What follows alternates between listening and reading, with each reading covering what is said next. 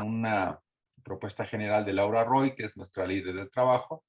Después ya cada quien hará una propuesta general de la lectura del día de hoy y luego ya pasaremos el conversatorio y cerraremos finalmente con un comentario. Pues muy bien, Laura. Entonces empezamos con la presentación. Ok, muchas gracias, Javier. Buenos días. Pues sí, vamos a hablar el día de hoy sobre lo que es la tipología según Carl Gustav Jung. Y para eso a mí me gustaría empezar a sintetizar un poquito cómo es que él percibe la estructura psíquica como tal, ¿no? Sabemos que para Jung la teoría muy general es poder hacer lo inconsciente consciente, ¿no? Entonces tenemos estos dos polos de inicio, el inconsciente, que sabemos muy bien que es inconsciente personal, el que deriva del inconsciente colectivo, y tenemos esta parte puramente individual, que es la conciencia, ¿no? Dentro de esta conciencia tenemos varias estructuras, no me gusta llamarlo estructuras, sino dinámicas, que hacen que la interacción psíquica sea de una forma, ¿no? Entonces tenemos, para él, vamos a decir, la parte global entera del psiquismo, que es el self, que tiene tanto esta parte, vamos a decir, inconsciente, tiene esta conexión tanto con el colectivo, con el personal, como con la conciencia, y esto es la integración total de todo lo que es el psiquismo individual. Dentro de ese psiquismo individual, dentro del self, tenemos una parte que es el ego, que es algo muy importante para poder entendernos, ¿no? Como personas. El ego finalmente es lo que nosotros entendemos como consciente, como conciencia. Es lo que lo que nosotros percibimos de nosotros mismos y cómo es que interactuamos con el medio ambiente.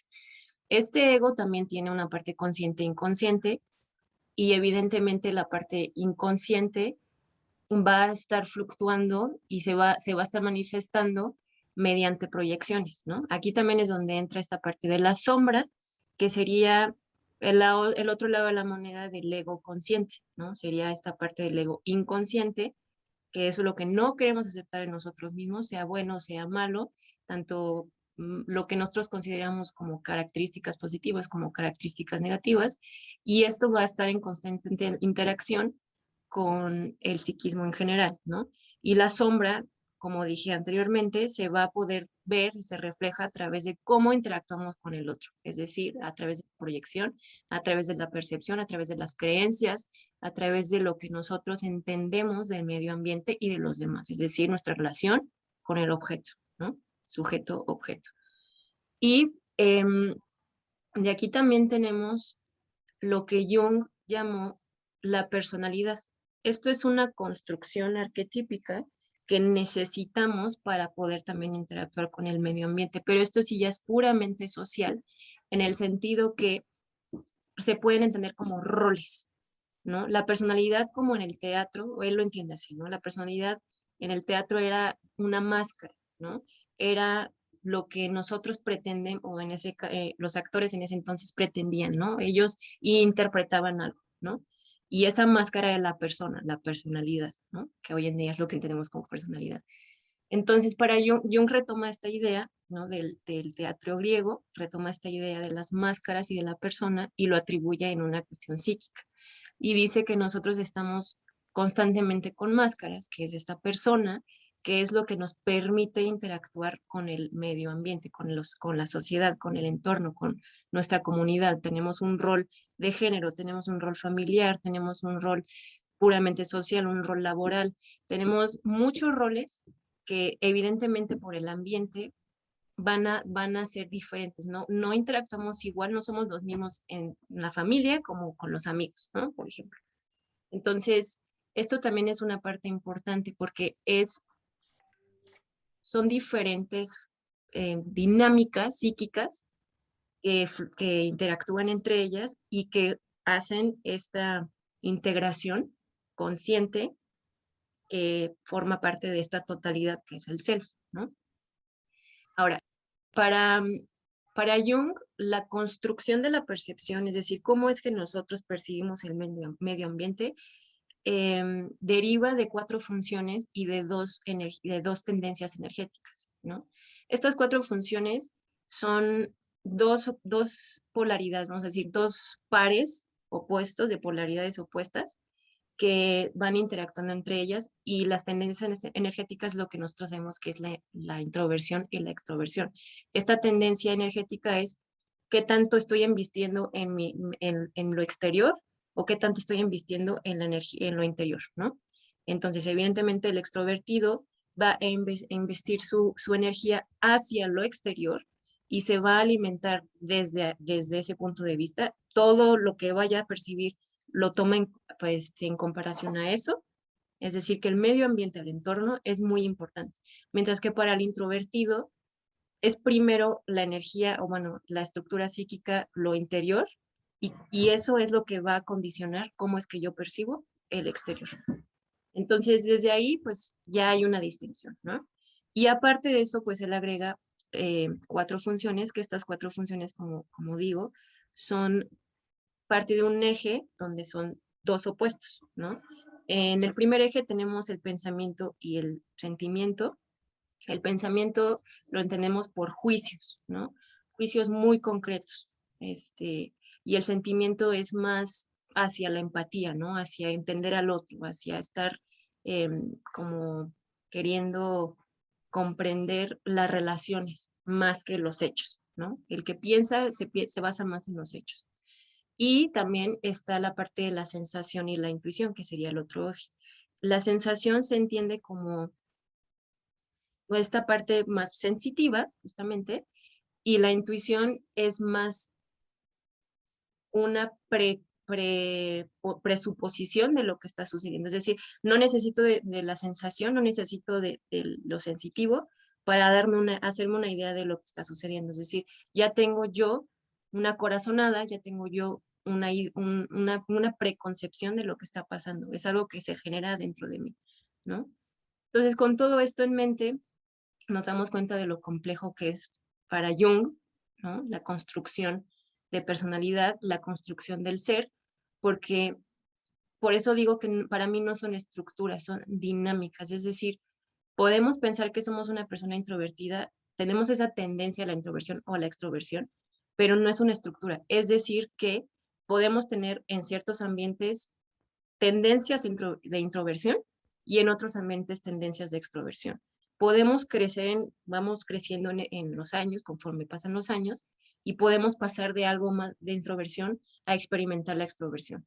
Entonces, es muy interesante porque no se vuelve algo estructural y rígido, sino que se vuelven dinámicas que evidentemente conforman la experiencia y a la percepción van modificándose con el tiempo. Evidentemente, pues sí hay una cuestión de base, ¿no? O sea, el que es introvertido siempre va a tal vez tender hacia la introversión, pero eso no quiere decir que no pueda ser extrovertido en ciertas ocasiones. Y bueno, esto es más o menos como lo que yo quisiera aportar, es como un panorama muy general de lo que vamos a platicar el día de hoy.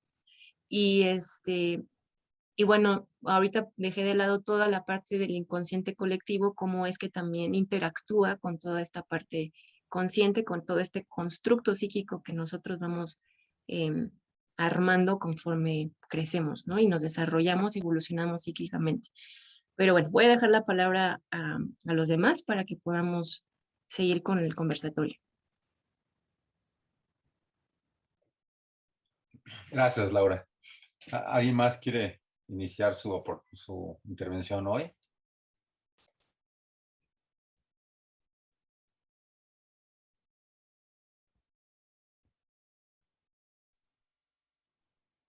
Pues yo más que todo dudas, ¿no? Porque yo creo que surgen muchas dudas de todo el tema de hoy. Por ejemplo, en todo este panorama que nos dice Laura tan claramente, es muy esquemático.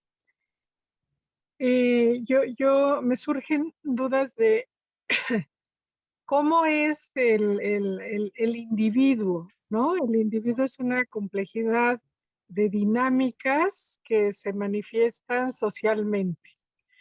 Y en diversos ambientes sociales, bueno, pues va a haber diversas dinámicas que que lleve a cabo el individuo. Yo pensaba, por ejemplo, ¿no? Una mujer que podría ser yo, ¿no? Con los roles, o sea, primero pues el rol de mujer, después el rol de hija, después el rol de profesionista, después el rol de, pues no sé, esposa, el rol de madre, ¿no? O sea, un sinfín de roles que conforman una persona, ¿sí? Una persona, pero esto mucho más complejo, mucho más, mm, vamos, con una complejidad muy, muy clara. Entonces, en este sentido, yo pensaba que, o sea, Jung plantea en sus escritos, bueno, pues partes de toda esta teoría y pues nos va dando como piezas de rompecabezas que a veces a mí me es muy difícil unir para tener el rompecabezas completo más claro, el rompecabezas teórico más claro, ¿no? Yo pensaba, bueno, en ese sentido, ¿qué es lo normal como sano? ¿Y qué es lo anormal como patológico, como neurosis o como psicosis, ¿no? O sea, ¿en dónde radicará justamente esta diferencia entre lo normal y lo patológico? Esa es mi primera pregunta, que no le encuentro mucha respuesta, ¿no? Ya se la iremos encontrando entre todos.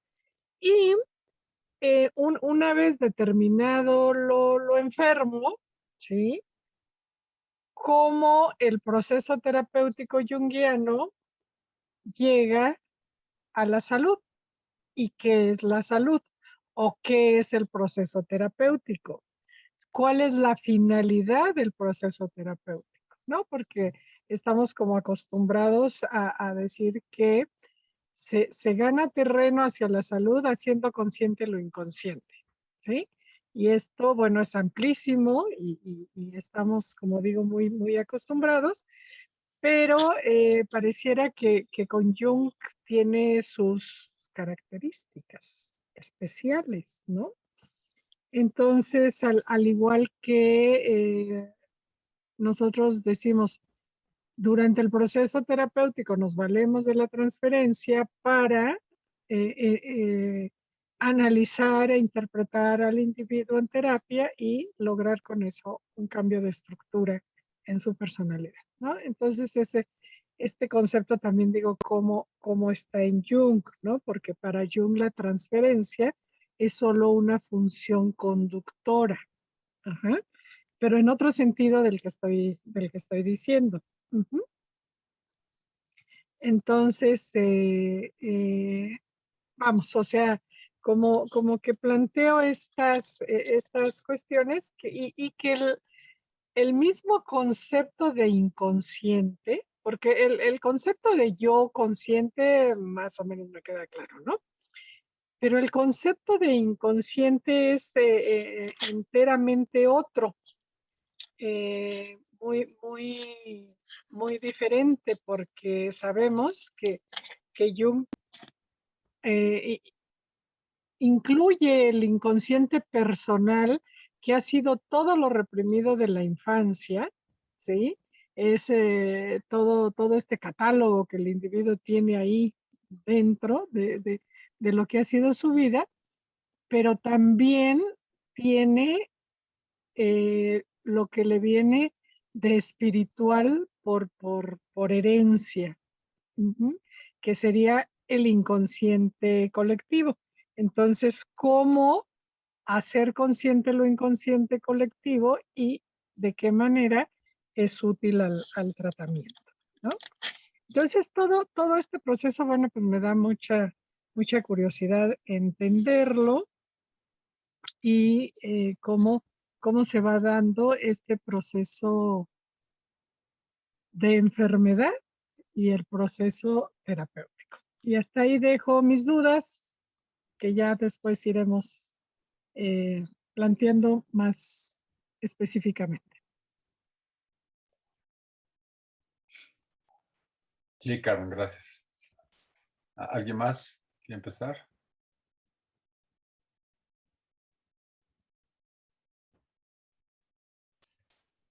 Sí, ahora. Yo recuerdo que en seminarios pasados veíamos que Jung no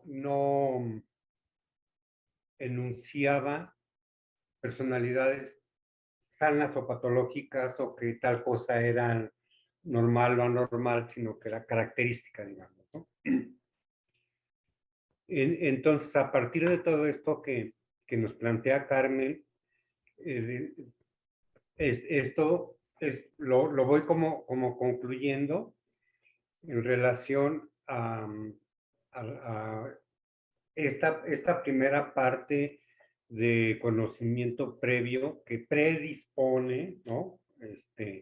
A mi pensamiento en relación a que la curación sería ser consciente de lo inconsciente, etcétera, etcétera, ¿no?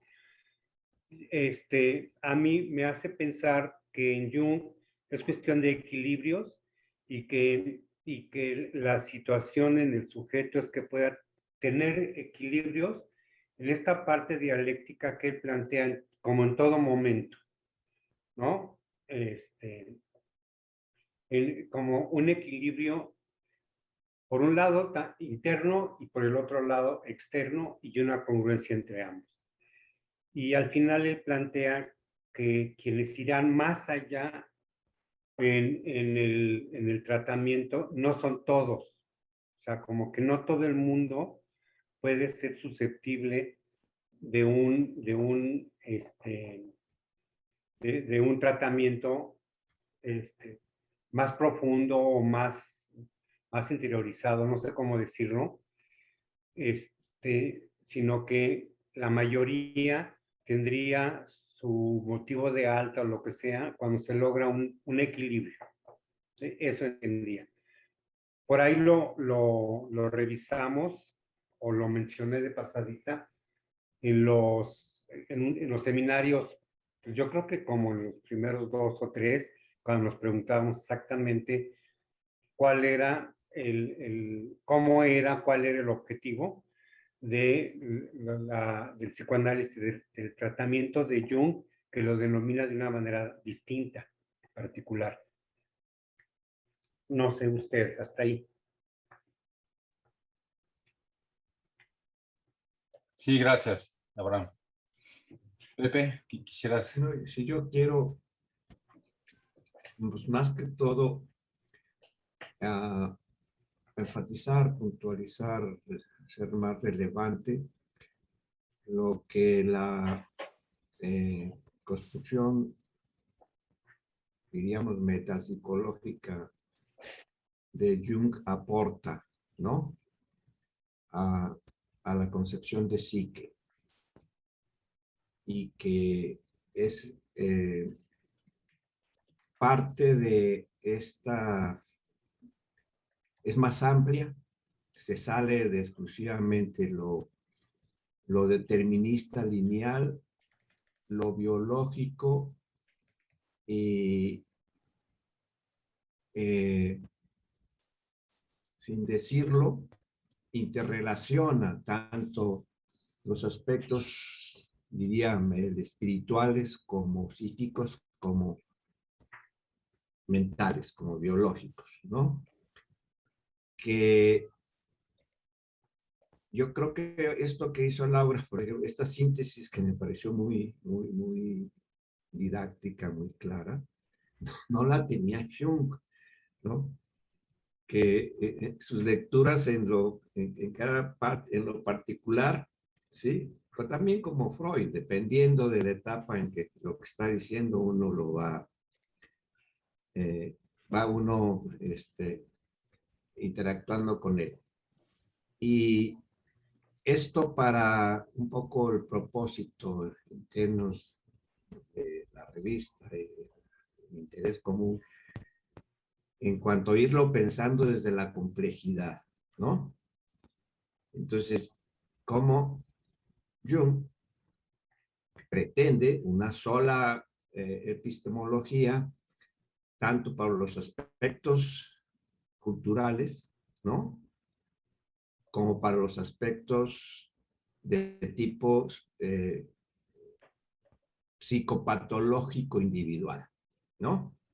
Entonces, por eso es complejo. Y que yo creo que los avances actuales y nuestra metodología puede irlo simplificando sin empobrecerlo, ¿no? Y al contrario, ir adquiriendo todo lo que él aportó, que fue mucho más amplio y que coincide más con este pensamiento de la complejidad que los propios desarrollos de Freud y los seguidores neopositivistas, ¿no? Y en este sentido es donde yo quisiera que se hiciera más énfasis, porque hay un problema, cómo ligar lo que se denomina trans, inter e intra. Hay toda una queja al psicoanálisis en cuanto que se queda lo intra, psíquico, que la psique está en el cerebro, que es una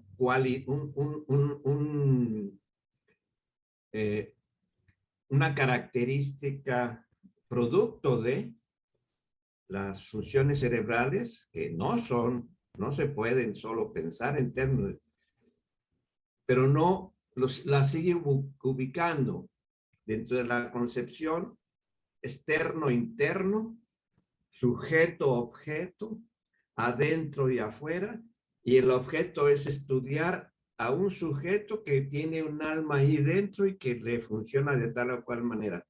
Cuando ya el pensamiento complejo dice, no, son sistemas interrelacionados sin jerarquías entre ellos, sino que están en interrelación. Y el problema es encontrar la relación entre lo interpsíquico y lo intrapsíquico con lo, entre comillas, yo diría lo mental, no lo biológico. En esta clásica división de bio, psico, social que tanto nos remarcaban en la formación, los que tuvimos formación médica, ¿no? Y que sigue predominando, pero no dicen los puentes, y que Jung, ya en lo fenomenológico, ¿sí?, en su manera de aportar, ya lo muestra, pero no construye el aparato de conjunto de pensamientos que nos permita tener claro y dé cuenta de esta interrelación de los diferentes sistemas. Y en ese sentido es mi pensamientos de inicio para aprovechar esta claridad y esta síntesis que hace Laura. Gracias, Pepe. Alfredo, no sé si quieras empezar con tu comentario inicial del día de hoy. Sí, Javier.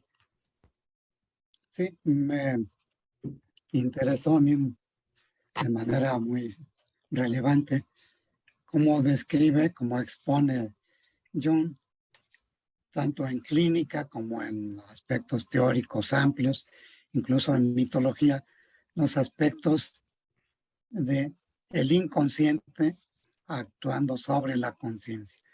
En la clínica, pues pone muy en claro cómo se da lugar a la hipertrofia, a aquello que popularmente se dice, alguien sube un escalón o un ladrillo y se siente omnipotente, ya como una hipertrofia de la conciencia por efectos de lo inconsciente o del inconsciente colectivo que invade o que se deja invadir el sujeto por contenidos del inconsciente, no puede más.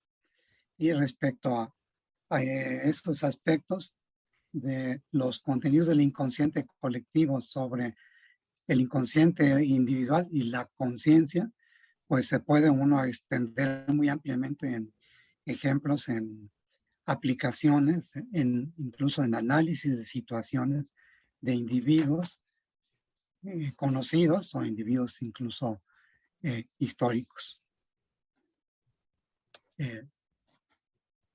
La persona, lo que Jung llama la persona, que es la máscara con la cual actuamos en sociedad, lo que estamos formando, lo que añadimos durante el desempeño en la sociedad, por la educación, es nuestra persona o máscara del teatro griego, con la cual nos presentamos a la actuación en público. Y cómo nos recomiendan los aspectos clínicos de liberar al individuo de la psique colectiva. Uno podría confundirse y pensar que Jung nos quiere abrir la puerta al inconsciente colectivo y que seamos cada vez más conscientes de ello. Pero nos señala también que es cierto, corremos peligro de ser invadidos por el contenido del inconsciente colectivo y entonces entramos en condiciones neuróticas o incluso psicóticas. Las aportaciones me parecen muy relevantes, tanto para nuestro trabajo en mitología, en estudios literarios y pues en la clínica. Hasta aquí dejaría por ahora. Ok, gracias, Alfredo. Bueno, yo en mi comentario inicial, pues me parece que estamos en un capítulo de la obra de Jung bastante complicado, bastante completo. Le eché yo le linké el diente al libro en general, ¿no? De tipos psicológicos. Y llama la atención porque finalmente ahora sí que la descripción tipológica de Jung en este libro obedece más bien una pequeña parte de de toda la introducción que él hace, haciendo una revisión histórica, ¿no? De la tipología de la personalidad. Y no me parece para menos, porque sí creo que esto es uno de los temas más difíciles en general en toda nuestra área que nos dedicamos al psiquismo, porque siempre cuando hablamos de qué personalidad hay, pues hay muchas propuestas. Ha habido muchas propuestas a lo largo de la historia de cómo clasificar la personalidad. Y creo que no es casualidad que en la actualidad el manual diagnóstico para enfermedades mentales pues tenga su lado más flaco en sus propuestas en el eje llamado 2, ¿no? El de trastornos de personalidad, porque pues es donde menos se han podido tener mejores resultados en la confiabilidad y consistencia interna de los tipos de diagnóstico, ¿no?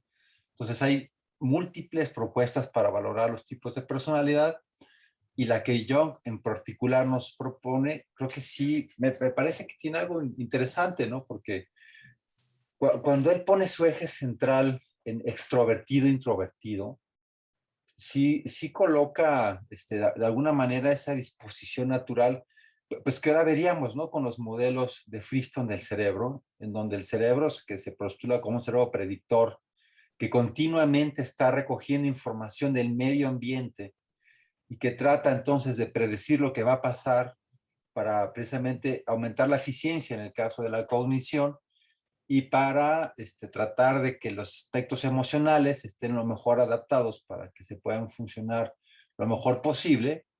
John precisamente cuando nos está hablando de la extroversión e introversión, habla de estos aspectos de adecuación-adaptación, que también hablarían enfáticamente Piaget y también Fromm, y que tendría que ver con cómo fluye los procesos desde el exterior al exterior y cómo el individuo a veces tiene que tener mecanismos más reflejos hacia el exterior, extravertidamente, para estar en ese proceso de aprendizaje e interacción hacia el exterior. Y por momentos se requiere este proceso más bien hacia la intraversión, ¿no? Para poder formular abstractamente hacia el interior de la personalidad los procesos que se están en continua proyección e introyección con el ambiente, ¿no? Entonces, me parece un eje muy válido y importante el que Jung eligió para poner su eje central, extraversión e intraversión, precisamente pues, porque son estos mecanismos de cómo se va todo el tiempo comunicando desde el interior al exterior. Y además, pues, no por casualidad, todo esto de las relaciones objetales que después en psicoanálisis se han desarrollado, pues tiene que ver con estos mecanismos, ¿no? De cómo se van esos objetos internos teniendo comunicación con los objetos externos y se genera un mundo externo y un mundo interno de forma continua y de forma, en un continuum, todo el tiempo y de una manera fluida. Y también me gusta ese dinamismo de Jung. Jung en sus escritos proyecta o se le puede ver un gran dinamismo.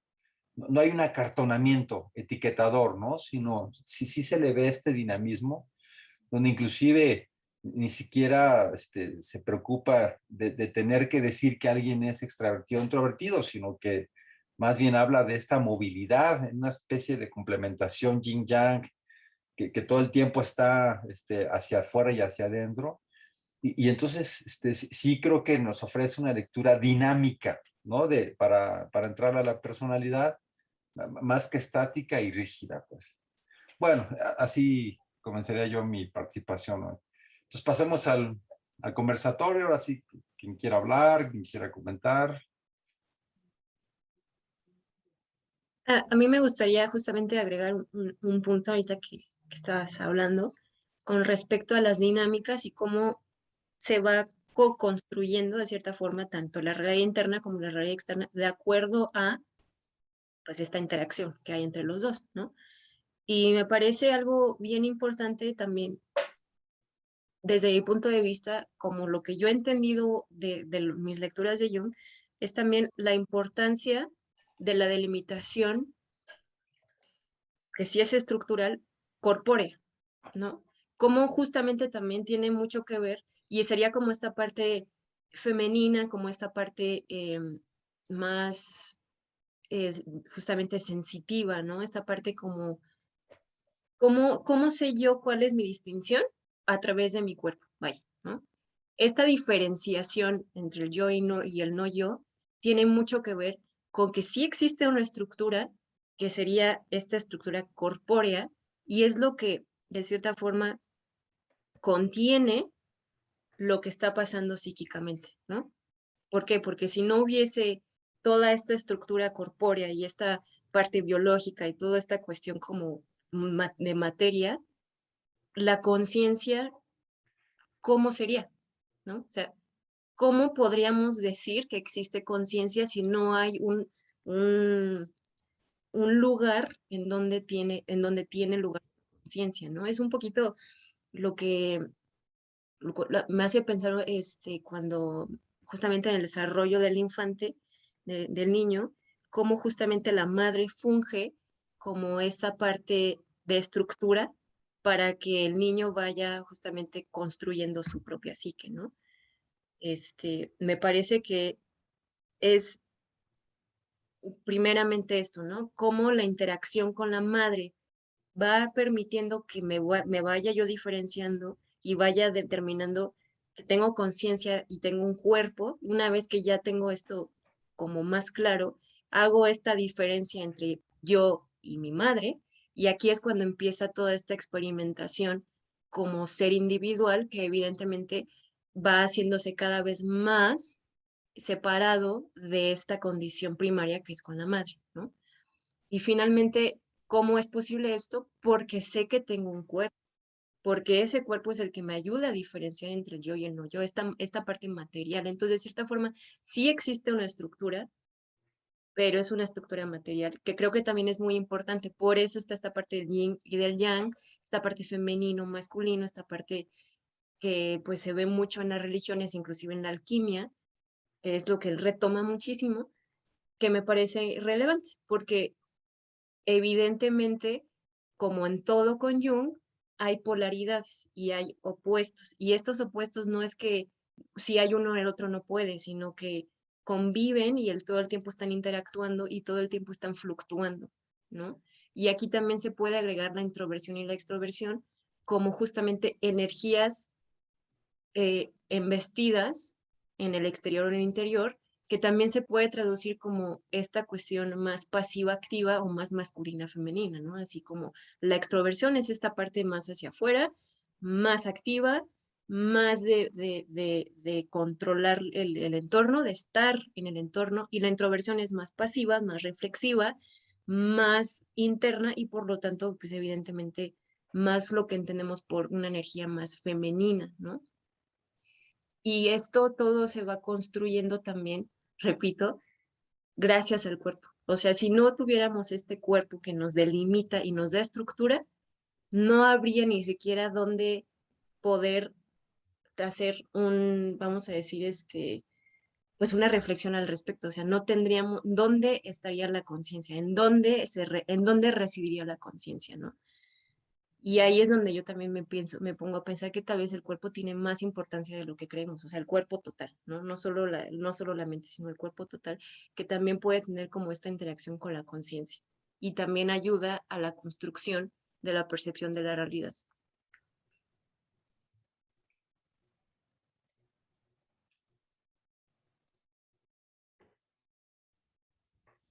Sí, yo retomo eso ahora, en el sentido de que ahora está muy muy de moda lo impensable, ¿no? Lo que no tiene ni siquiera posibilidad, ¿no? De llegar a ser consciente y que sigue operando ahí. Para establecer la relación, digo que nuestro objeto de estudio tiene que ver con que se dan, que no es posible lo espiritual, para decirlo de alguna manera, sin lo animal, ¿no? El símbolo, que es lo que lo diferencia, y la palabra diferencia a la especie de otras especies, es un producto que ya no es de un sujeto y de un organismo biológico, sino que ya es sujeto de creaciones en las interacciones que permiten las relaciones para que no se puede pensar sin un aparato para pensar, ¿no? Y que si no hay y el aparato para pensar requiere de ciertas estructuras que están relacionados más a lo biológico, pero que no pueden, eso biológico tampoco existiría, ¿sí? Sin esta interacción. Y ahí, lo que fue externo es interno. En el lenguaje antiguo, ¿no? En eso de externo, interno, sino que es un continuum, ¿no? El objeto y la representación del objeto. No habría objeto, no podríamos decir que haya objeto fuera si no hay una pre-representación o un esbozo de presentación de algo que es lo real, diría Lacan, ¿no? Pero que no se puede ya pensar en términos diferenciados. Y yo diría, cuando Jung dice la máscara, la persona es una máscara y la máscara es una construcción, es un rol, es un conjunto, ¿sí? Que ya está en lo colectivo. Y yo decía, ciertas patologías, por ejemplo, en términos de quien tiene una difusión de personalidad, que no tiene un desarrollo para una diferenciación clara, el personaje, la máscara no es una máscara, la máscara es su piel, ¿no? Están actuando, está muy ligado, ¿no? La máscara con el yo, y en otro no habría más distancia, entonces sería como distancia y jerarquización del tipo de relación esto de externo-interno. Irlo pensando más de esa manera, que así como tajante, máscara es lo social, ¿no? Yo es lo, lo interior, lo psicológico interior, y como decir, lo psicológico, la máscara no es psicológica, es es un símbolo social, y ya no le quitas lo psi, cuando es sí también puesto como utilidad, como al servicio de mantener un conjunto, un sistema en equilibrio. Eso sería.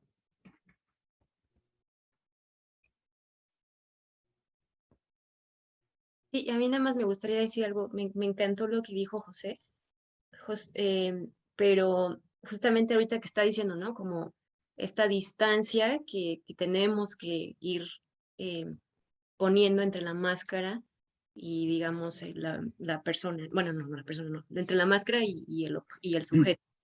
Entonces, de cierta forma, estoy pensando en lo que, en lo que se dice sobre esto, ¿no? De cómo em, el momento en que tú te dejas poseer, entre comillas, por un rol social, te vuelves eso, como está diciendo, como dice José, ¿no?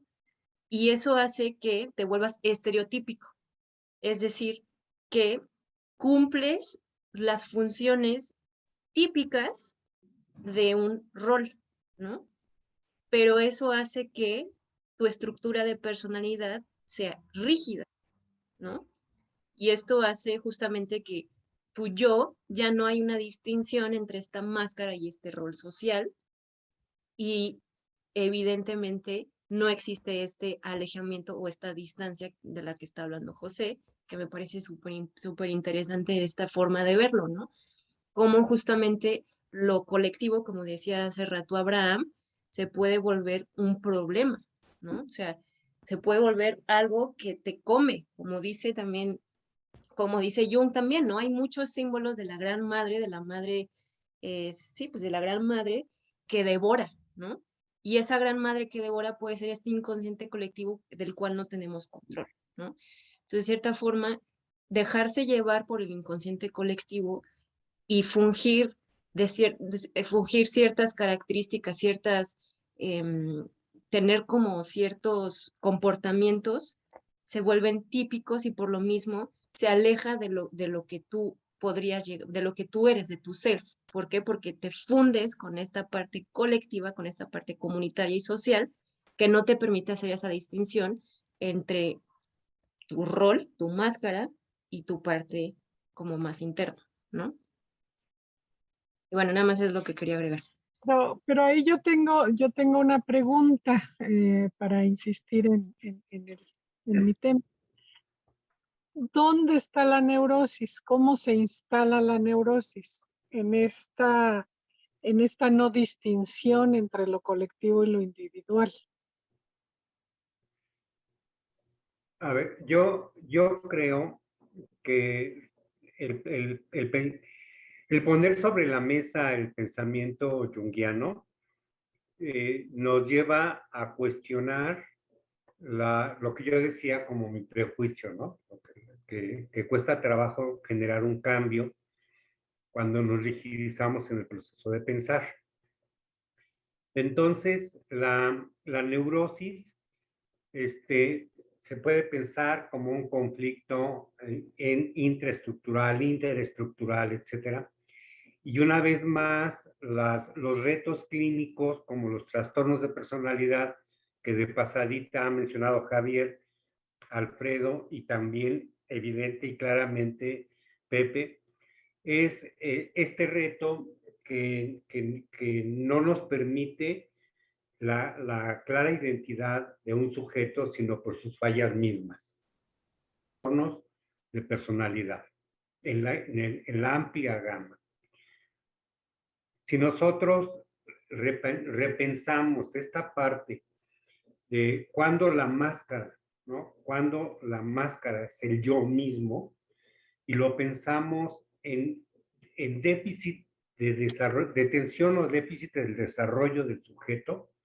En este sentido, nosotros estamos haciendo un esfuerzo conceptual, ¿no? Y esta parte de los distintos modos de ver la psicología desde que nace entre Jung y Freud es lo que los escinden, ¿no? El famoso complejo de Edipo, la novela familiar, etcétera.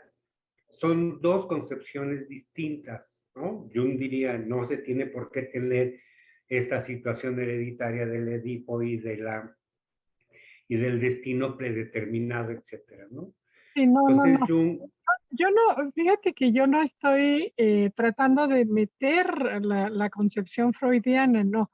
Estoy tratando de definir los conceptos junguianos para entenderlos y captarlos. O sea, no quiero defender una posición freudiana en ningún momento. Sí, no, yo lo que pretendo es captar en esencia, porque o sea, como el tema que yo quiero defender hoy es el proceso terapéutico. sí, Entonces, yo quiero ir hacia allá, no quiero ir hacia Freud. sí, Estoy en Jung y quiero ir al proceso terapéutico, ¿no? Entonces, nada más quería aclarar esto sí, porque hubo sí, una confusión ahí. sí, Ujú. pero sí, sí, estoy totalmente de acuerdo contigo. Yo estoy hablando y tratando de presentarme a mí mismo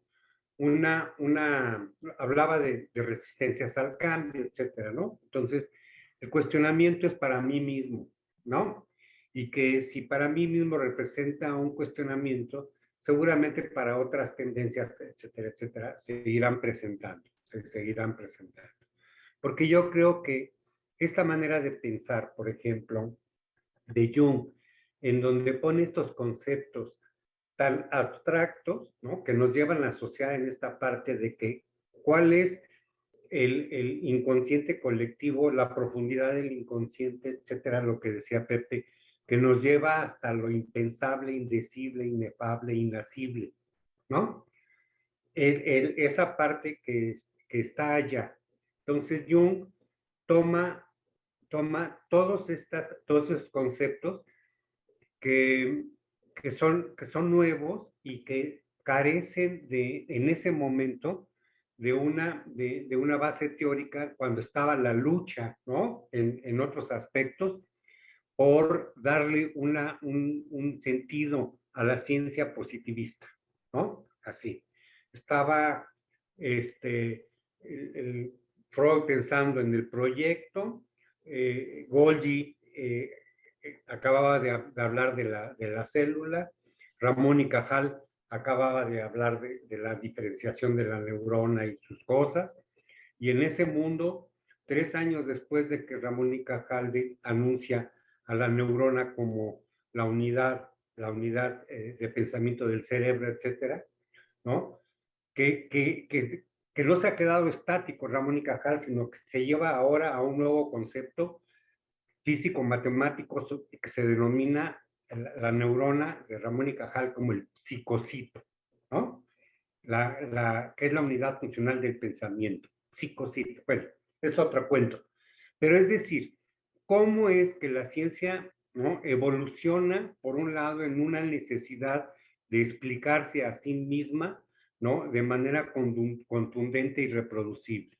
Y cómo, por el otro lado, Jung nos da un conjunto de situaciones altamente abstractas, el ánimos, el alma, etcétera, en donde ya nos pone en una disyuntiva evidente, ¿no? Profunda y válida, y que entre más nos vamos acercando a Jung, yo personalmente voy encontrando toda una teoría con una coherencia interna junguiana, que no se parece a ninguna otra, que no es. Pero ahora, volviéndolo a pensar, es como esta parte de separación y lo que nos va a unir es la tarea clínica, ¿no? Y entonces esto es lo que de alguna manera ha tocado a Pepe, lo que de alguna manera ha tocado Alfredo, y lo que tú dices, ¿cómo vamos a pensar la neurosis?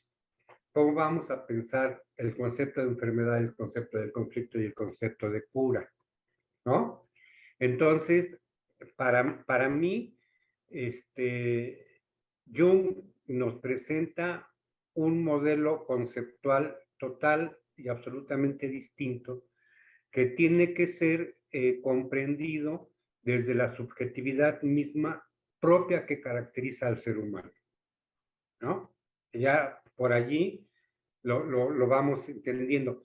La oposición entre distintas corrientes teóricas no la dimos nosotros, la dio la historia misma, y trato yo en mí mismo tratar de tener esta reconciliación porque detecto, intuyo, con lo poco que sé de Jung, que su riqueza es un universo, ¿no?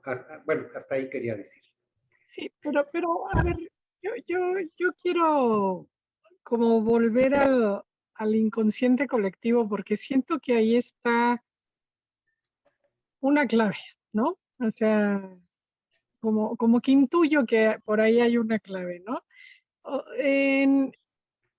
Dice Jung que para los primitivos la psique es esencialmente colectiva e inconsciente. Y creo que nosotros al abordar mitos entendemos perfectamente esto, ¿no? Entonces, esa psique colectiva pues tiene vicios y virtudes colectivas. No hay ninguna imputación personal y no hay una contradicción interna del individuo con el entorno, ¿no? Ahí no hay una contradicción. Entonces, ¿dónde se empieza a presentar la contradicción? ¿No? Porque primero hay como esta difusión de identidad en la psique colectiva, pero poco a poco va habiendo una contradicción, por ejemplo, entre lo bueno y lo malo, ¿sí? Cuando viene la represión, o sea, la represión de los individuos de esta colectividad, ya empiezan a reprimir los aspectos negativos. Uh-huh. Entonces, esta represión de la psique colectiva fue una exigencia del desarrollo de la personalidad. Ahí empieza a haber una separación gradual. Entonces, para el primitivo, el desarrollo de la persona es una cuestión que se va dando como prestigio. Y él da, que me encantó, el ejemplo del médico brujo chamán, ¿no?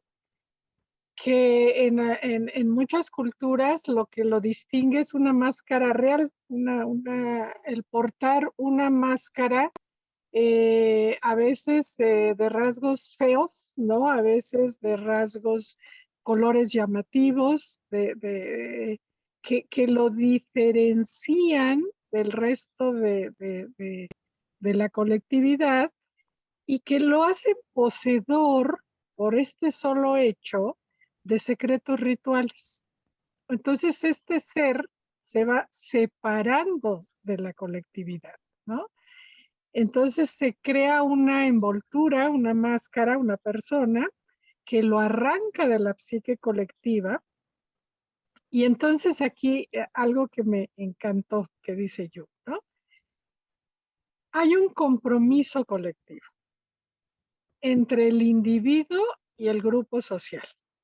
El individuo con una voluntad de poderío, el chamán, y de la voluntad de sumisión de todos los demás a creer todo lo que el chamán le viene a decir, ¿no? Entonces, no hay un afán de poder de este chamán, sino de reconocimiento general y de separación. Entonces, esa persona máscara se convierte en una verdad colectiva. Los otros renuncian al poder. Entonces, ahí en ese proceso de represión de ciertos aspectos, yo creo que ahí viene el conflicto, no sé si es exagerado decir la patología, ¿no? El, el, eh, el, el entrar en sentimiento de angustia, en sentimiento de falla, en sentimientos, ¿no? Que inentendibles en muchas ocasiones por este movimiento de represión. Entonces, por ahí va más mi afirmación, ¿no? O mi respuesta a la pregunta que yo hacía, ¿no? Entonces, dice Jung, las violaciones al tabú son castigos terribles justamente por eso, porque le quitan a esa persona máscara la individualidad. Y entonces ya se vuelve otra vez un personaje colectivo, o sea, no un individuo, sino parte de la colectividad, y pues ya se pierde el prestigio. Uh-huh. Entonces, vamos, o sea, me gustó esta manera de plantear lo que yo venía, ¿no? Como desarrollando, pues. Y hasta aquí. Pero perdón, yo lo pensé al revés, y no nomás en lo primitivo. En la medida en que en términos de diferenciar entre individuo y colectividad, y que quien representa a todos, ¿sí? Termina perdiéndose a sí mismo, porque tiene que borrarse para que pueda ser depositario del todo, ¿sí? Tiene que, esa pequeña diferencia que lo hacía individuo, por eso el personaje a quien, en términos de que puede ser el que tenga liderazgo y que se pongan en él, porque se ponen en él, ¿no? Es la famosa transferencia, tótem, ¿no? Que a través de la significación que le dan, que es el significado común, lo que adquiere el poder. Pero para que le den ese significado que pueden depositar todos, él tiene que renunciar. Por eso todos los que se dedican a cuestiones vamos, el rey, ¿no? Renuncia a su vida privada. Y lo vemos en la corona en Isabel, ¿no? Es la corona, ya no es ella. Y se pierde, ¿no? Todos los aspectos de con quién se casa, quién quiere, sino que ya ella es la corona. Por eso todo personaje que tiene la corona es el más solitario de todos los personajes. Esto está en la literatura, ¿no? Por esto hacía para hacer, ampliar tu comentario en cuanto que el prestigio, ¿sí? Ya no es una búsqueda de un chamán, ¿no? Uh-huh. En ese sentido, no es que se quite la máscara y adquiera prestigio, no, el prestigio lo tiene la máscara. Sí, exactamente. ¿Sí? Uh-huh. Pero por eso decía Alfredo, el que te subas un ladrillo no te hace chamán, ¿no? Te pusiste la máscara y no confundas camiseta con piel. Uh-huh. Eso es lo que decía la distancia en términos de las diferencias entre los significados más compartidos que a los significados más de tu historia, en la producto de tu carne. Sí, y nada más un comentario de esto que tú dices súper interesante. Como que en el fondo hay una paradoja, ¿no? Es paradójico. Esto entre la disolución o sea, la máscara, lo que representa una separación, pero también y al mismo tiempo una inclusión dentro del grupo tribal, ¿no? Entonces es paradójico y pues toda paradoja es muy dolorosa, pues, o sea, ¿no? Por el simple hecho de ser, de contener los dos polos ahí, ¿no? Hasta ahí mi comentario. Y otra cosa que me despertó perdón, que tú me la parecía, que habría que, yo le preguntaría a Laura, en términos de, Jung hace referencia a inconsciente colectivo, no a psiquismo colectivo. Yo digo que hace más énfasis en inconsciente colectivo que a conciencia colectiva. Porque entonces si hay inconsciente colectivo, tendría que haber conciencia colectiva. ¿Sí? Si hay inconsciente colectivo, quiere decir que hay psiquismo colectivo. Y ahí es donde digo, Jung saca el psiquismo del cerebro. ¿Sí? Y ya lo pone, lo saca y lo pone en el conjunto. Por eso el concepto de cae sobre psiquismo ampliado, ¿sí? Está muy ligado a este uso del lenguaje. Jung no lo dice, pues, Jung sí es más biologicista y más positivista, más dualista diría, el más tajante entre cuerpo y psique o espíritu, ¿no? Y Freud lo intenta hacer, los une a partir de solamente la sexualidad y su concepción de simbolismo muy, muy acotada, ¿no? Pero, que es interesante, no sé si les ha pasado a ustedes que de pronto están pensando en el inconsciente colectivo como lo filogenético de la especie, Sí. ¿sí? Pero filogenia es una concepción mera biológica, ¿sí? Entonces, y lo asocias a la filogenia y a la ontogenia del mismo desarrollo cerebral, ¿no?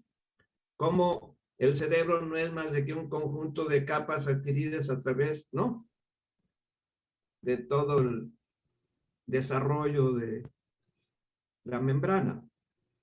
Entonces ya lo ubicas en el inconsciente colectivo como la filogenia en el sentido biológico. Y no, bueno, entonces si habría, en lo colectivo, ¿habría una filogenia? Sí. Y Sí, es lo que interesante decías. porque quiere decir, o sea, si existe un inconsciente colectivo y una conciencia colectiva, pues quiere decir que existe una supraconciencia, en el sentido de que hay algo que nos une como especie.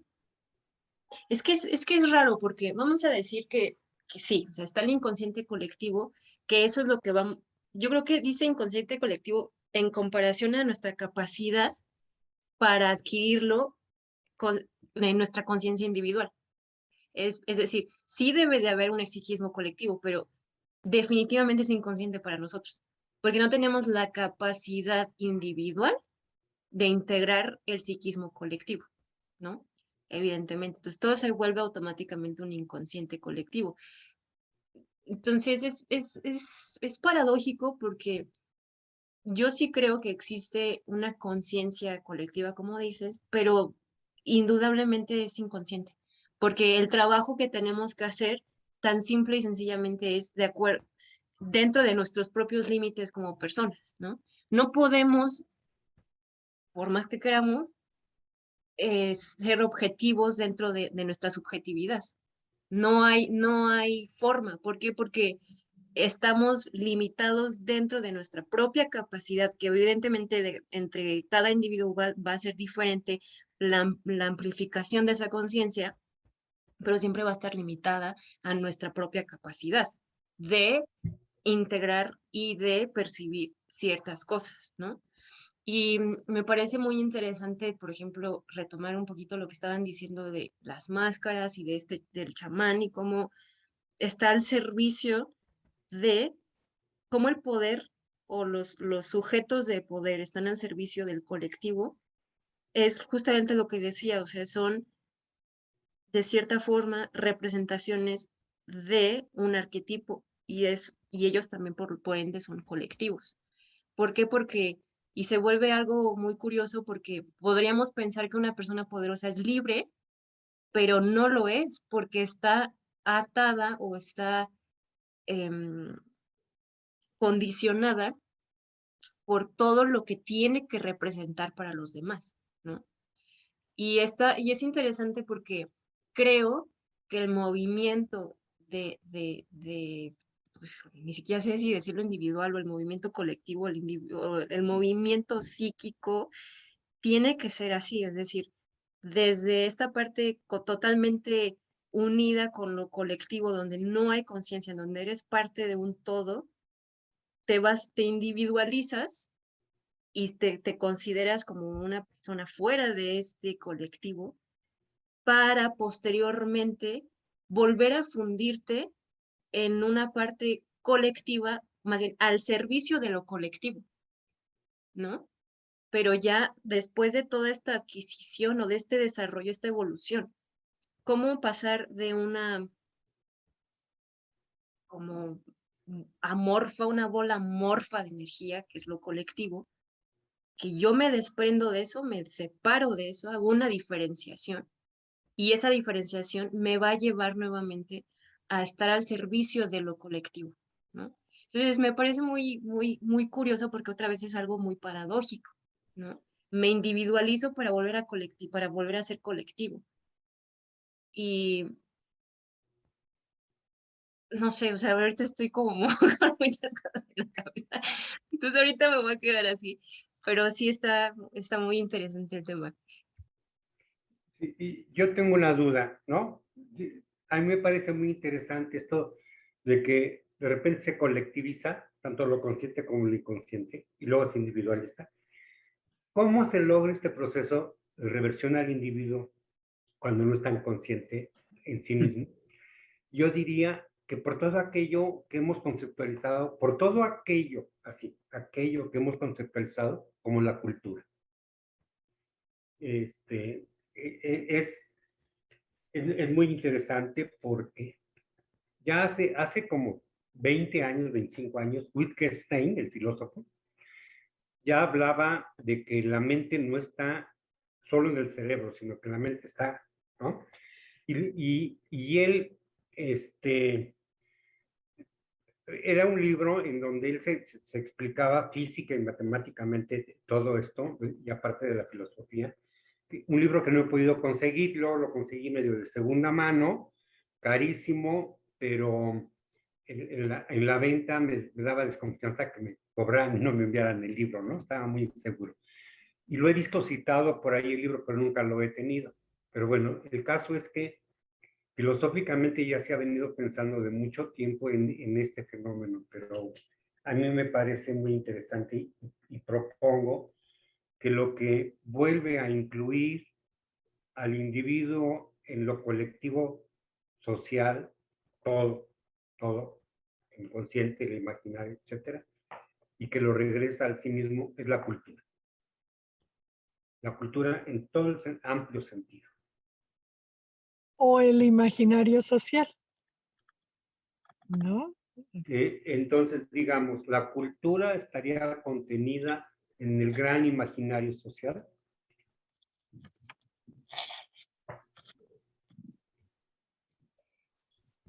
Bueno, yo quería, Alfredo. Es el imaginario social, imaginario colectivo, no es un equivalente de la mentalidad colectiva, diría yo.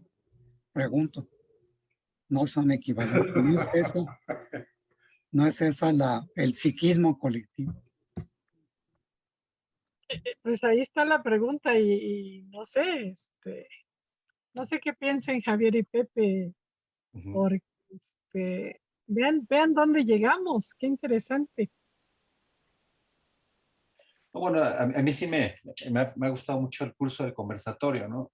Realmente ha sido un conversatorio donde se han expresado cada quien a través de sus propias inquietudes. Me parece que una reproducción, lo que está tratando de decir Jung con su teoría, de cómo todos jugamos ciertos roles y de repente poder cada quien jugar su parte genera pues, riqueza en el diálogo, ¿no? Yo creo que cuando estamos hablando de tipología de personalidad, que es la lectura que estamos viendo de Jung, es una propuesta más para ver la personalidad. De múltiples, porque además luego creo que son incontables porque cada quien tiene su propia propuesta en todo caso, ¿no? Pero bueno, hay múltiples propuestas y me parece que lo que Jung está haciendo es, desde esta perspectiva de teoría del conocimiento para acercarnos a la personalidad, Jung parte de tener una visión muy compleja y completa para llegar a lo que es la personalidad. Jung parte de que somos una especie humana, entre otras, que tenemos una evolución y esa especie que ha evolucionado, primero filogenéticamente, a través de la evolución, y que ha dado lugar a una convivencia desde hace 200.000 años, esa especie que somos nosotros, con sus propias características filogenéticas, genera productos de miles de individuos que somos de la misma especie, que van interaccionando y van generando mecanismos de comunicación que hacen que cada uno vaya generando un rol y que los grupos vayan generando sus roles como grupos, y esos procesos que se van dando evolutivamente, ahora ya como cultura de 200.000 años para acá, indudablemente ha surgido cada vez de una forma más clara la posibilidad de ver un individuo diferenciado, aunque podemos ver desde la Edad Media, ¿no? Estos aspectos de acercarse al individuo diferenciado. Indudablemente es el siglo XX el que pone más en claro como producto final la importancia del individuo, como individuo de una especie, cada uno de nosotros. Y ahí es donde empieza a tener más importancia la personalidad. Y ese individuo, ¿no? Que surge porque tiene más esta posibilidad de ser un individuo.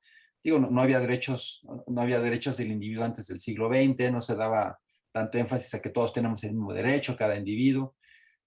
Ha generado ya una teoría de la personalidad en donde ha habido muchas propuestas de la personalidad, y en estas propuestas, digamos, vemos a un Freud que con esa riqueza clínica propone una caracterología basada en sus visiones de cómo es que a lo mejor se van fijando en diferentes periodos del desarrollo, desde la etapa oral, anal, fálica, bla, bla, bla.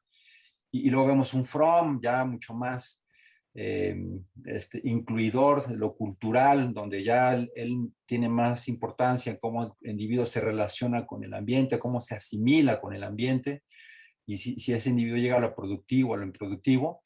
Y en ambos encontramos en su caracterología, en Freud y en Fromm, una visión precisamente evolutiva, que es mucho de la inquietud de Carmen, ¿no? De que es patológico y que no es patológico. Es una visión evolutiva en ese sentido de que es más primario y que hay que desarrollar. Pero yo creo que Jung lo que hace con su concepto de tipología es que él toma desde este lugar, así desde la vertiente inicial de que somos individuos de la misma especie, que pertenecemos como tribu y como grupo grande precisamente a una determinada especie. Cuando él hace énfasis en aspectos como la intuición, el sentimiento, la percepción, y como eje central extroversión e introversión, él está haciendo, creo que, más dinámico en esta posibilidad de meternos como individuos con personalidades en la especie, ¿no? Y a lo mejor nos da menos elementos que nos gustan a nosotros en la clínica del siglo XX, decir quién está enfermo, quién no está enfermo, pero nos da más riqueza en la comprensión como general histórica del individuo, que va generando procesos evolutivos a través de ciertas características que tiene en su mente, y además porque coincide con mucho lo que está proponiendo Friston, ¿no? En este modelo mental a través de las neurociencias, donde somos en efecto, un proceso y una estructura que genera intercambios continuos con el medio ambiente para estarlo como pudiendo ver. Y luego ya como individuos, indudablemente, pues nosotros que vemos personalidades, pues vemos que todos son diferentes, cada personalidad es diferente, cada uno de nosotros somos diferentes. Y cada uno somos diferentes y luego ahí se me parece un poco a esta controversia que hay, que tanto tenemos free will, que tanto tenemos en realidad libertad de ser quienes somos. Pues en realidad estamos bastante determinados por nuestra historia, los individuos, Y en ese sentido somos mucho lo que se espera de nosotros, ¿no? Digo, no es casualidad que las parejas humanas se hagan muy con gente que uno está determinado desde su cultura para hacer, pero indudablemente ese pequeño porcentaje de lo que sí se puede escoger es bastante importante, ¿no? Yo así lo compararía un poco como cuando hacemos la comparación, ¿qué tanto nos parecemos los simios y los humanos? Genéticamente somos 99% iguales, somos muy parecidos, ¿no? Solamente diferenciamos genéticamente con el 1%. Pero ese 1% es mucho. O sea, ese 1% que somos diferentes genéticamente, ya a nivel de la visión cultural, visión del tipo de vida que tenemos y de la realidad fáctica que nos hemos apoderado del mundo y los simios no lo hicieron, sí vemos que ese 1% es mucho. Y yo creo que ese 1% es mucho. ¿Qué tanto somos libres? Pues a lo mejor mucho no. Estamos muy determinados por nuestra historia, cultura, nuestro cuerpo biológico, estas investigaciones en neurociencias en donde se ve que uno elige pues mucho antes por las cuestiones estructurales cerebrales, antes que porque realmente qué es lo que yo quiero hacer. Pues sí, ¿no? Nos permiten ver que hay mucho que estamos determinados, pero ese 1% sí es mucho. Y yo insisto en eso de 1% porque creo que aunque cada personalidad varía mucho y todos somos diferentes, esta necesidad que tenemos como clínicos de agrupar a través de la investigación científica, de hacer pruebas de personalidad, pues nos permite como agrupar y nos dan como pautas para ir conociendo. Creo que ahí en ese sentido queda muy claro, yo insistiría a lo del principio, es la parte más floja del DSM-5, porque no me sirve de mucho saber si es evitativo, obsesivo, realmente no me sirve mucho en la clínica, ¿no? Me sirve para etiquetarlo, ponerlo en un lugar, pero en realidad no me sirve para trabajar con un paciente en la clínica que quiera ser libre, que quiera trabajar su 1%, que quiera evolucionar en lo que puede, ¿no? Me sirven más estas visiones junguianas, freudianas, freudianas, freudianas, de conocer en esta personalidad de cada uno y en esta tan interesante diálogo que ustedes se metieron, me parecía que precisamente ahí estamos viendo pues cómo esta cuestión de pertenencia, individualidad, qué tanto somos lo que es el grupo y qué tanto somos individuo como personalidad, pues en efecto, ¿no? Estas diferencias son grandes diferencias y son como los motivos de consulta para nosotros, pues. Y luego ya retomando, pues precisamente esto que decía bien interesante, ¿no? Pepe, acerca de que somos esta piel máscara, ahí me parece que ahora encontramos en el arte, pues toda esta forma de ver que lo que es nuestra identidad en nuestra piel y que luego genera una máscara, se ve muy bien en el arte, ¿no? Porque cuando nosotros vemos representaciones artísticas de obras clásicas, luego vemos cómo el personaje, que muchas veces puede ser arquetípico de ciertas estructuras novelísticas, teatrales que hemos estado revisando, por ejemplo, con Shakespeare, pues vemos que los interpretan de forma muy diferente diferentes autores, ¿no? Y cada autor le da lo suyo. Y luego inclusive a veces queremos ver la representación que hace cierto autor que nos gusta mucho a nosotros, porque su personalidad en particular y con lo que proyecta, le da un significado diferente al personaje que queremos ver históricamente, arquetípicamente de ciertas obras, ¿no? Entonces, ahí creo que en ese juego estamos viendo que es imposible dejar de pertenecer a nuestra herencia filogenética y luego a nuestra ontogénica por nuestra cultura de la que tenemos. Pero luego también, a final de cuentas, siempre hay un individuo. Siempre, a final de cuentas, aunque sea un pedacito, ese 1% famoso que estoy diciendo, cuenta ese 1%, ¿no? Bueno, es una síntesis de muchas cosas que han dicho bien interesantes.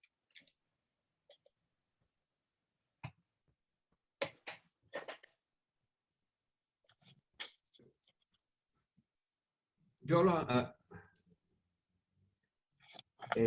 como dice, la clínica es nuestra ancla en cuanto a una, tiene que ver con una cosa muy personal que tampoco es única, de este nuevo pensamiento de la complejidad y de salir del psiquismo como individual y salir al psiquismo de pareja, al psiquismo de familia, al psiquismo de los grupos sociales más amplios o de las asociaciones más amplias. Y ahorita lo que me di cuenta es decir, cómo ya en términos de lenguaje sí usamos psiquismo colectivo, ¿no? ya está. Como que sin darnos cuenta, sí, afirmamos que hay psiquismo fuera de los individuos, ¿no? Que el psiquismo no es una función del cerebro y de acuerdo al concepto de evolución del cerebro vas a entender la de la mente y de ahí de la... No, porque eso es seguir atados a una concepción muy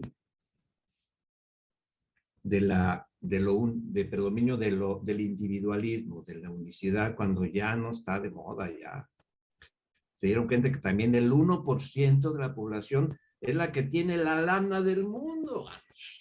Eso ya. Dice, ya protestamos, ¿no? Vamos a rebelarnos sobre esto. Es lo que dije ahora, pero bueno, en términos de nosotros, ya pensar en este grupo, ¿sí? Ya empieza a pensar, ¿no? A tener un aparato de pensar los pensamientos que no lo, tan posiblemente no estaba antes, ¿no? Y cómo ese aparato de pensar es una construcción colectiva, ¿sí? En términos de ver los fenómenos grupales o familiares. Y cómo no es solamente es, lo que tú aisladamente expresas. Y que ahí está, pues, eso es clínica, eso es evidente. Y ahí, por eso, la actualidad de Jung, ¿no? En cuanto decía Jung, quiere decir que un determinado grupo está lo posee un arquetipo. ¿Sí? Actúa estereotipadamente el arquetipo, ¿no? Pero que no es, pero que puede cambiar, que no es, tampoco la presencia de los arquetipos es fija, que se va también modificando. Por eso él dice, me van a entender el proceso de entender un sujeto a través del dibujo de mandalas, que ya no está pensando en palabras aisladas, sin asociación de palabras, sino ya en imágenes en imágenes con cierta complejidad, que son que tienen más posibilidades de utilizarse para entender determinado tipo de psiquismo, que solamente en la intimidad, ¿no? En la empatía y en un proceso prolongado. El entender esto nos puede dar lugar a transformaciones en la misma técnica. ¿Sí? El que utilizar este concepto de Jung, de la funcionalidad psíquica, siempre en conjuntos, ¿no? Y con una fuerza, ¿sí? No solamente representaciones, y como una fuerza en la que está incluido el observador. No es solamente un observador pasivo, distante, frío, ¿no? Sino que está imbuido en el arquetipo, ¿no? No solamente el sujeto de estudio. Y esos avances en epistemología de que ya no se puede hablar de objetividad pura, ¿es? Ya lo estaba diciendo Jung, pues, para abonar en términos de nuestro tema de conversatorio. Yo también tenía una propuesta, no sé si que a mí me gustaría que pudiéramos trabajar como taller para la construcción de una teoría o un conjunto de pensamientos que empiecen a aglutinar, ¿sí? diferentes líneas de desarrollo en términos de complejidad y en términos de psiquismo, a partir de abordar, comparar y crear una concepción de aparato psíquico en el que no haya estas diferencias de lo psíquico individual, de lo psíquico social, ¿no? Que explique el propio y que se pueda plantear en términos de un desarrollo, ¿no? No en términos de como que ya, casi siempre las concepciones de la funcionalidad psíquica son cortes transversales y no cortes, ¿sí? Y no desarrollos y que manifestaciones de diferentes niveles de desarrollo, diferentes tipos de psiquismo. No como psicopatología, sino diferentes tipos de psiquismo.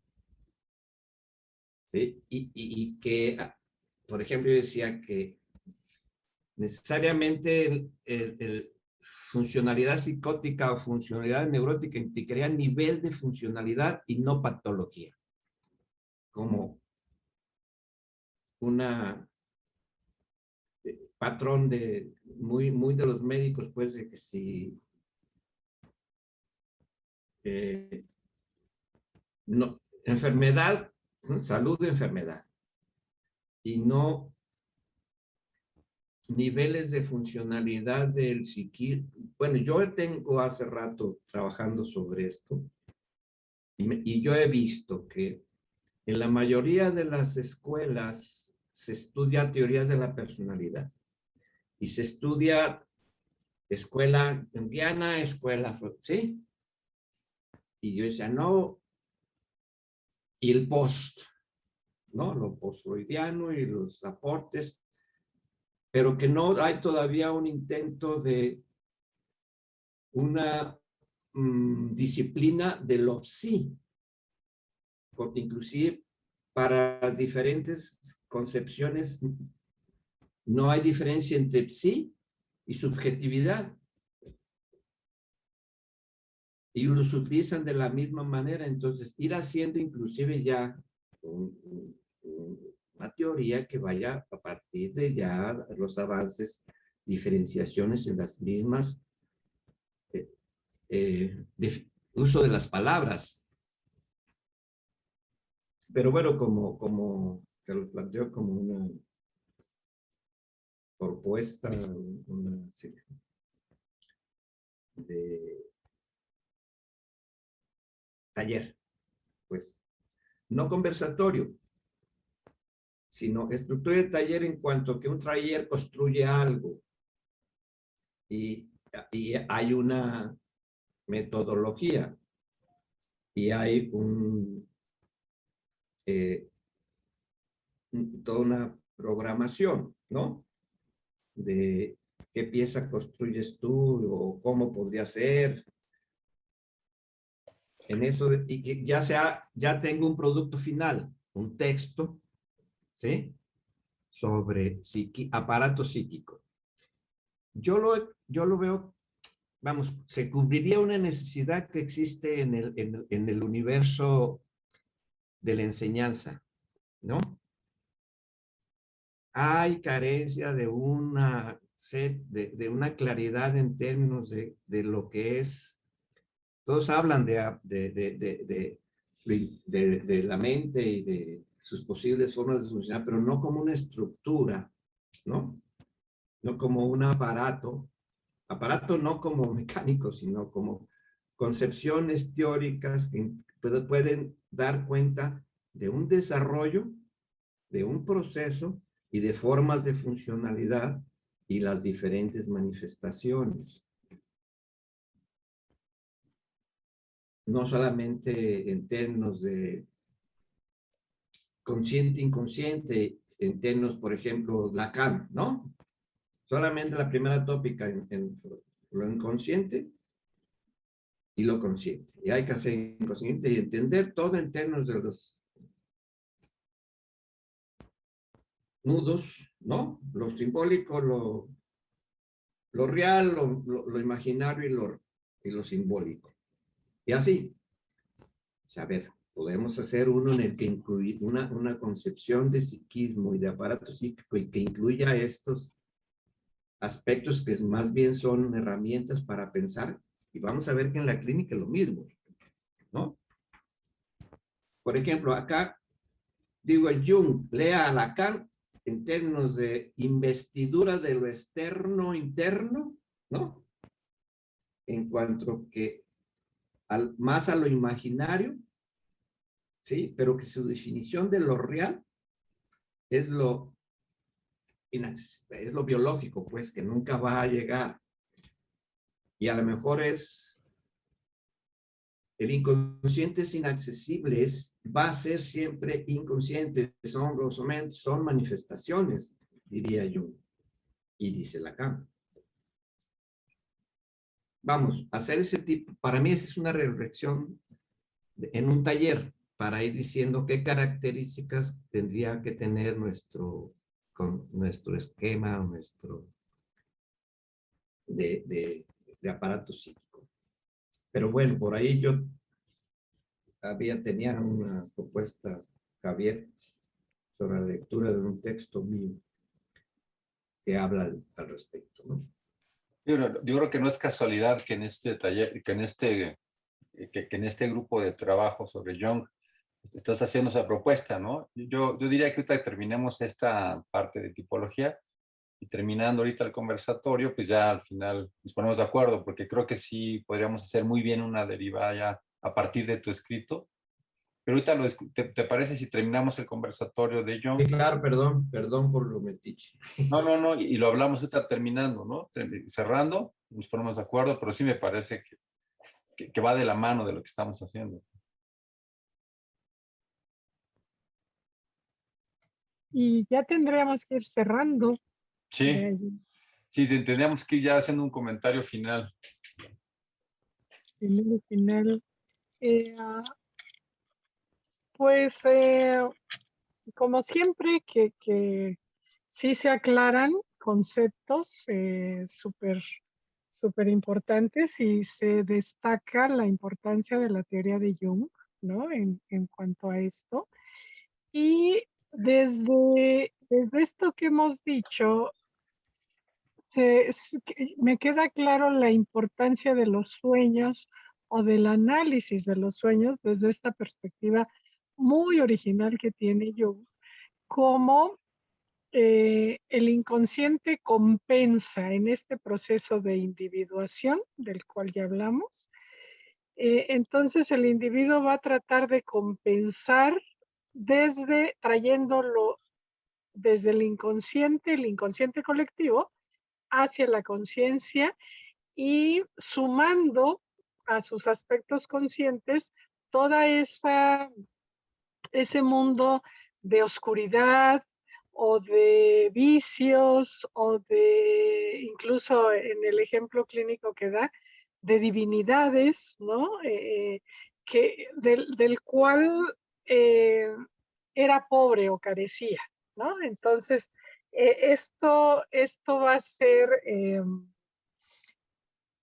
como la ganancia que va a tener el individuo en terapia para lograr ampliar su conciencia de una manera saludable, no falsamente, porque da una amplia explicación de lo que sería esa falsa recuperación. Y entonces el individuo pues tiende a, con todo ese material, digamos, negativo o oscuro, y en ocasiones positivo y brillante, ¿no? De luz, ¿no? Va a lograr hacer un mayor equilibrio en su psique, ¿no? Y tener un mejor funcionamiento que lo lleve pues hacia lograr sus objetivos. Entonces, bueno, pues a mí me parece que desde los sueños y el trabajo con los sueños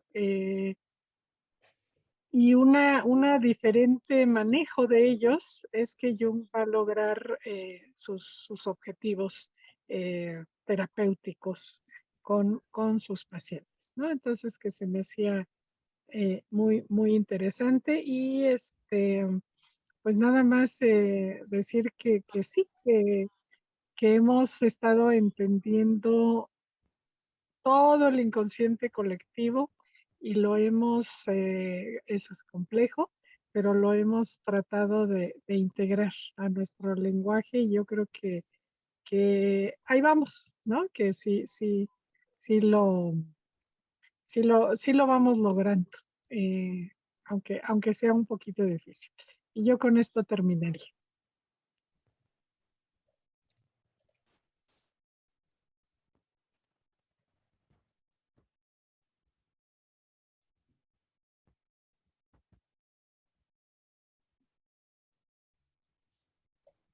¿Alguien Yo más? terminaría con la importancia que a mí me aclara, me confirma lo que ya dijo yo, en términos de que la imagen, ¿no? La imagen simbólica, ¿sí? Es el tema de actualidad en términos de lo colectivo. O sea, cómo las redes, ¿no? Cómo este avance tecnológico dio lugar ya a un predominio de la imagen simbólica, no solamente la palabra escrita, como lo determinante en la intersubjetividad y transsubjetividad.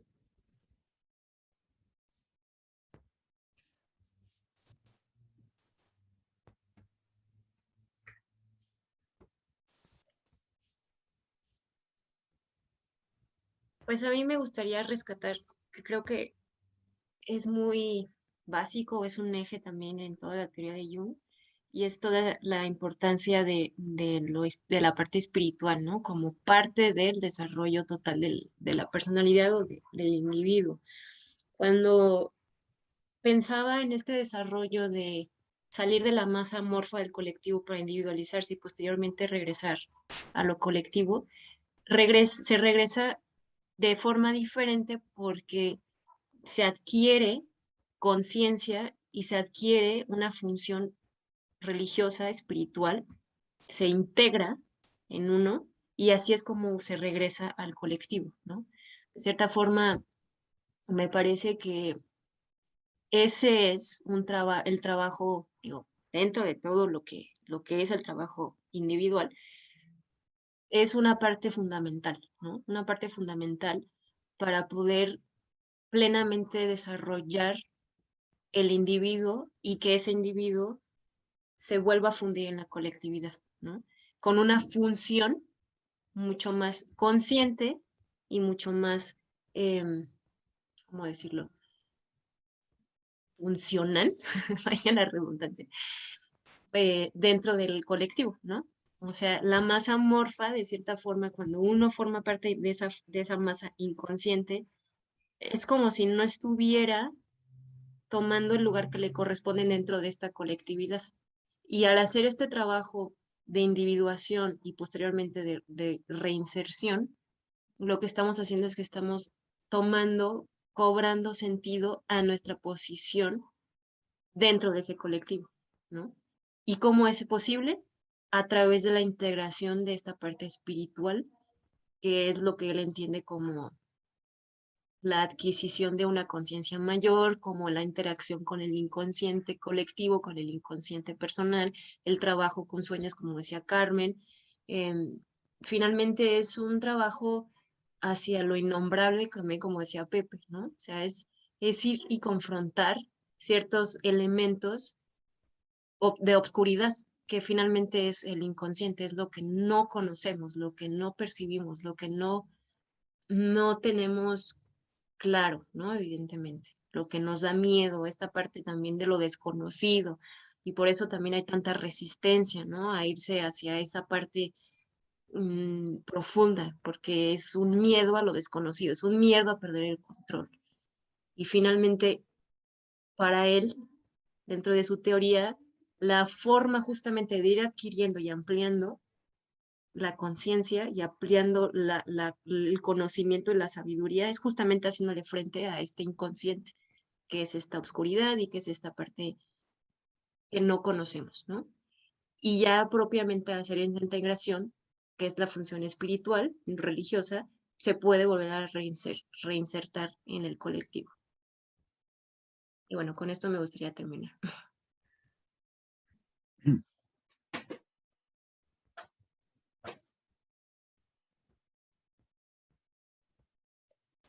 Sí, Alfredo. Sí, yo me quedo con con la aportación que me da el revisar las postulaciones de Jung, con esa visión de la mente, del aparato psíquico, como una ampliación de las aportaciones de Freud a la que nos habíamos acostumbrado. El inconsciente colectivo. Si ya con Freud era un inconsciente, una enorme cavidad o un abismo oscuro, insondable, pues el inconsciente colectivo se multiplica, es mucho mayor la dimensión a la que nos enfrenta Jung, pero también nos aporta o nos muestra caminos, cómo explorar, cómo reconocer los aspectos del inconsciente colectivo en la mente del sujeto individual o de las colectividades y las organizaciones. Me aporta la revisión de estos temas, las relaciones sobre el yo y el inconsciente, cómo se manifiesta tanto el inconsciente individual como el colectivo en el sujeto, en la pequeña comunidad y en las colectividades y organizaciones, da para mucho de trabajo de investigación, de observación y de trabajo clínico. Esto que yo diría para finalizar. Sí. Abraham, para que cierres. El micrófono, Abraham. Cerraría con una frase de Jung que cita Huerta Torres, Octavio Huerta Torres, que me he encontrado que escribe más sobre Jung. Dice, no son los hijos de la carne, sino los hijos de Dios que viven en libertad. En esta frase de los hijos de Dios es donde incluye la subjetividad, donde incluye